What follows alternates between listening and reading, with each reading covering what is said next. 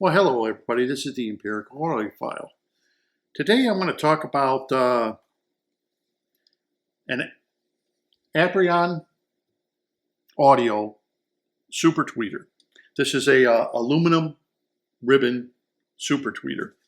And you're probably wondering what I'm doing with a super tweeter on top of some old 1975, circa 1975 Altec Lancing voice at the theaters, Valencia.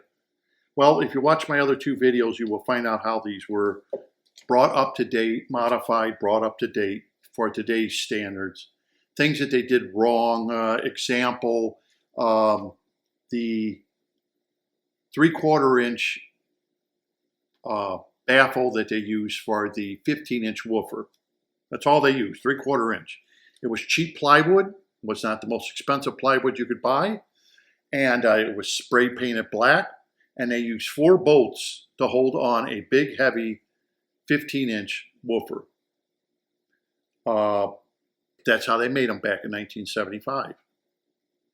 Wasn't like today where they do things. And as you know, if you watch my other videos, the baffle on here is over 2 inches thick, MDF, and it's got veneer on front and back, plus it has deadbeat material on the baffle. So the baffle is extremely thick, heavy to hold the bass speaker.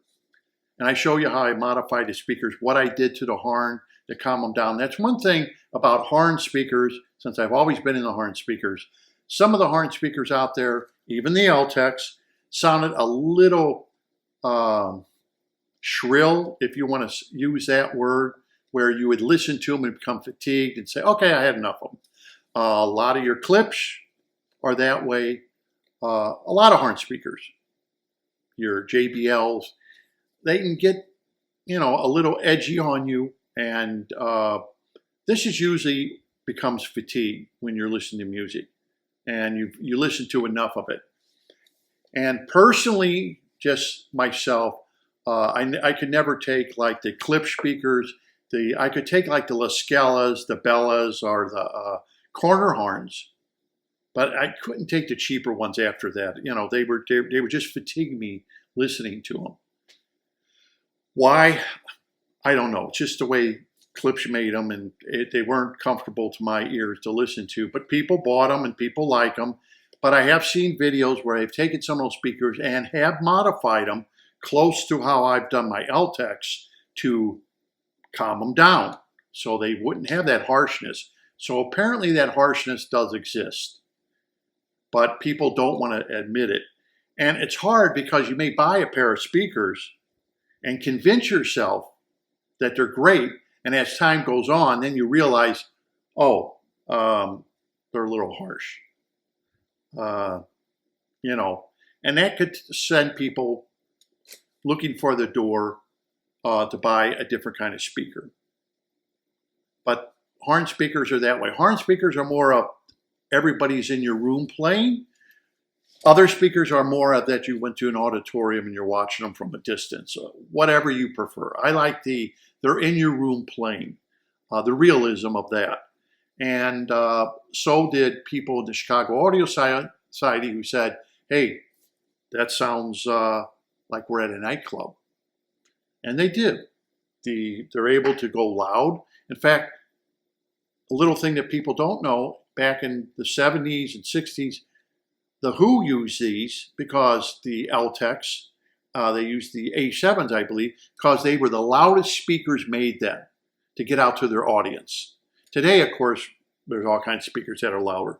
But through the years I've owned these for 47 years. Bought them in 1975 when I was in my 20s going to college.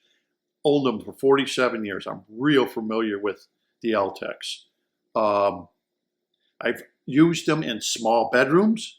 I used them in normal size living room, dining rooms situations. And I'm using them in this, my final house. This room is 35 feet by 30 feet with 11-foot ceilings. Now, the Altecs have fit in each one of those environments. And the reason the Altecs have been able to fit in each one of those environments is because attenuation potentiometer back there is able to turn them up and down. Altec made that for the horn. And the horn it goes from 1 to 10. 1 makes the horn a lot in that horn.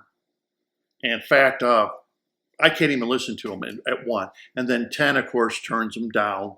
So you have to fine tune them for your ears or your room. Depending on how damp your room is. In my last house, my room was very, very, very solid. Almost like an anechoic chamber. So many rugs, heavy curtains, everything else. So I had them at about 7. The potentiometer back there, about 7. So anyhow, I wanted to read you that what someone said, a quote about these Altecs. The problem is the use of variable potentiometer to control the level of high frequencies attenuation. Let's see, in a home audio environment, if you want high frequency horns to be correctly balanced with the bass driver, you need to decrease the amount of power that is going to the high frequency horn, which you do by turning down the frequency attenuation potentiometer. So that's what I was just explaining to you. This is a quote that this will take that horn and start, 1 would be the loudest, and then as you start turning it down. There's one thing though, that as you turn it to the upside, I'll read you what it says. It says the upside of doing this is that you end up with the correct balance between low frequency and high frequency. What he didn't say is you end up with the correct balance between high frequency and low frequency according to your room or according to your taste or your ears. That should be said.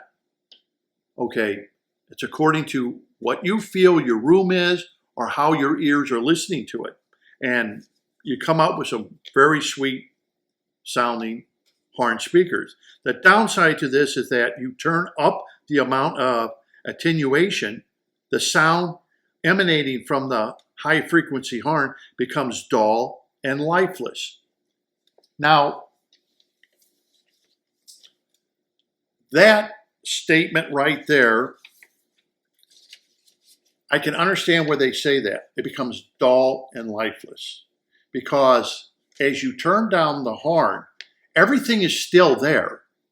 In other words, you still get cymbals, you still get the voice, you get sibilance, you still get it. But remember, the horn's been turned down and your mid-range to your bass speaker and everything is getting more pronounced.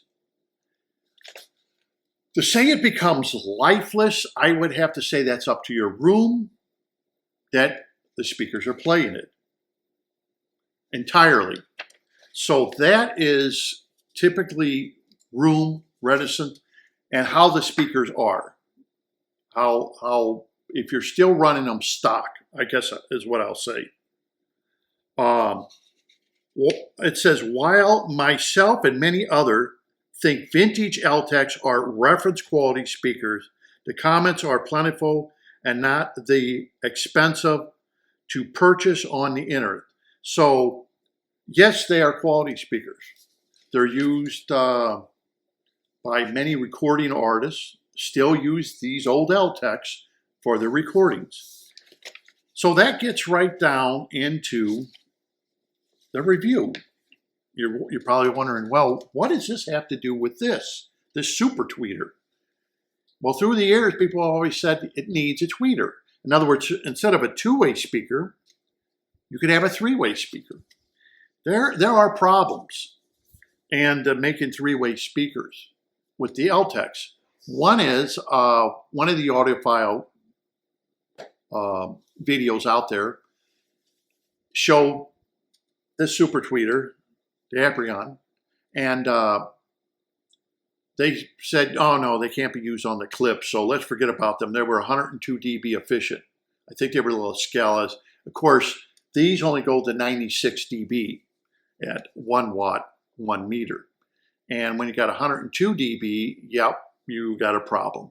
You can't marry in this with a horn that's playing at 102 dB because you'll never hear the tweeter. It'll be useless. Okay, so I understand, yes, with a pair of clips, because these are only 96 dB, and that's at, I think, 8,000 kilohertz.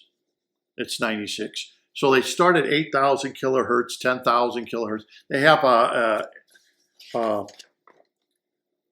potentiometer back there, and you can set it.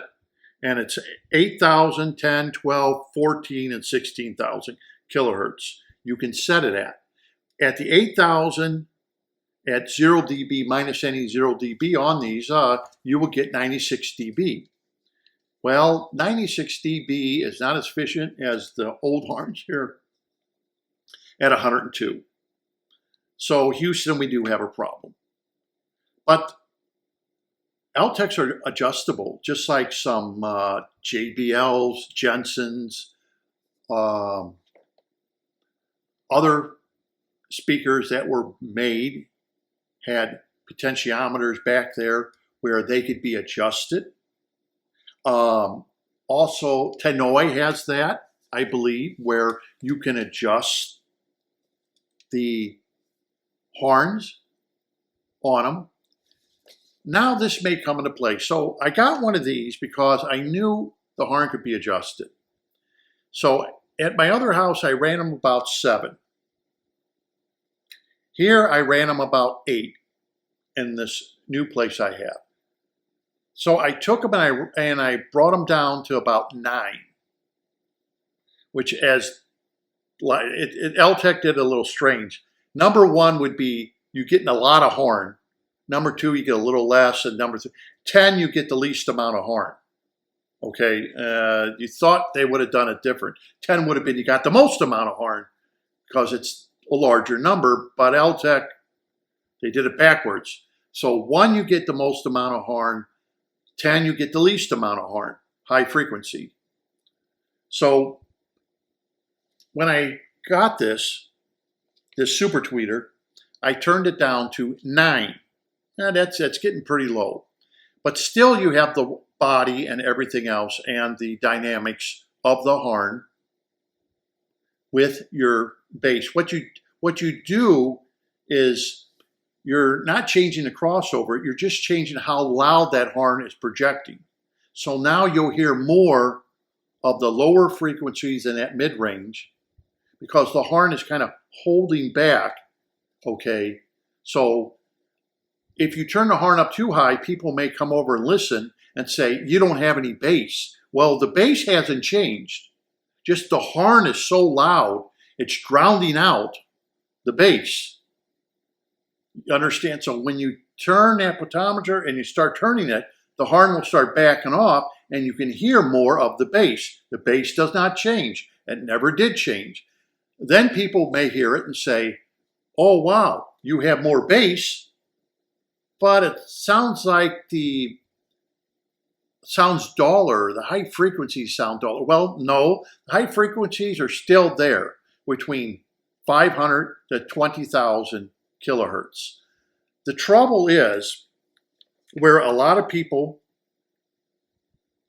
have said that's not true. In fact, they even went to say that Altec's line, it starts dipping, it starts at about 10,000 kilohertz on down. Now this you can set at 8,000 kilohertz. So then you can cross over the horn with this.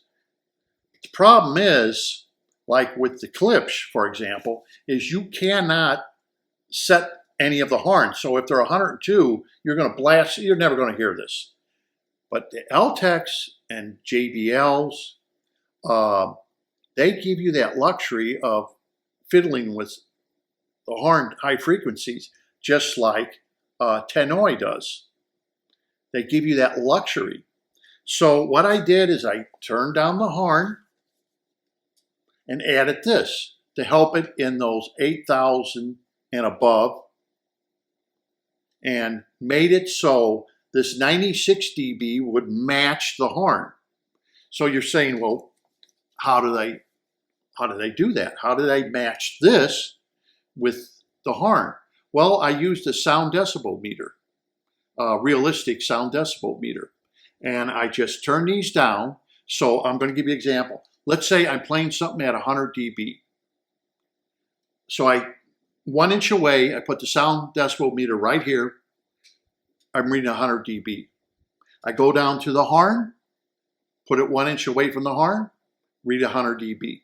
So when it peaks and goes down, I put it up here, I put it down here. I even blocked off the super tweeter from the horn itself. So there was either a pillow or a piece of cardboard, so I wouldn't be getting the sound waves coming up, and I tested it out that way. Pretty simple. It's an old trick that audiophiles have used, using a decibel meter to dial in frequencies. Nothing new there. So once I was getting this, and let's say I'm playing at 100 dB, 1 inch away from here, I go down to the horn and it's playing at 100 dB. Now I know the horn is married in with this super tweeter. So the super tweeter, whenever there's a peak, the horn goes in a peak. And you can see if it goes, 5 dB more than 100, this goes 5 dB more. So we know now they're homogenized together. And that's the luxury of owning a voice at a theater, is you're able to dial in that horn. So the bass speaker, like I said, doesn't change. So it may seem louder, but it is not. It's still playing at the same level. You're only adjusting your horn to your super tweeter. So the Aperion, I thought, the reason I got it too is it comes with a 30-day money-back guarantee. You don't like it, send it back. They give you 30 days. That's a great thing. You don't like it, send the stupid thing back to Amazon. You just, what's it take? Keep all the packing, keep the box, pack it back up, take it to UPS, and they'll be more than happy to take it back and refund your money. This is the middle line. They have 3 models. This is the middle one. This is not cheap. It's not an inexpensive one. This is the beautiful one that's made out of oak with the red. I probably should have got the black piano, but this this oak with this what would I say, mahogany finish, and it's got a piano glossy finish on it. Beautiful, beautiful. Just absolutely. Once you open up the box and look at it, you see it's very well made. The binding posts, the whole speaker, it's shiny. Just absolutely very well, top-notch, like speakers are made today, with the high gloss finish. It's just a beautiful super tweeter. I have to admit that I wish my whole speaker looked like this. I can't. I don't have the patience to make my speaker as glossy as this. But it's very well made, so it's not a piece of garbage. But it's not cheap. It's I think this model here is the middle of the road. This one with this finish and with the wood is I think it was $650. I think the other ones are no, yeah, the $650 ones are the black. Then they have a glossy black and a white. Those are $650. That's not cheap for a pair of tweeters. This was $699. It's $50 more for this finish with this cabinet. So that's how it goes out. That's not cheap.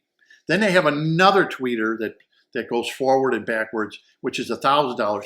But you're not going to improve on the tweeter itself. So you're not going to get any better sound quality from that $1,000. But the tweeter will fire forward and backward. That's why that one's $1,000.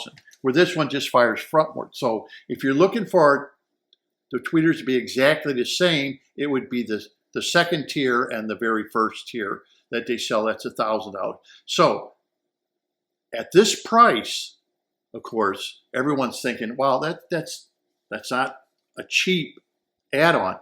The Kable is a 10 gauge I got off of Amazon. Didn't want to buy Kimber cable or anything else. I wanted to buy some decent cable that will hook up.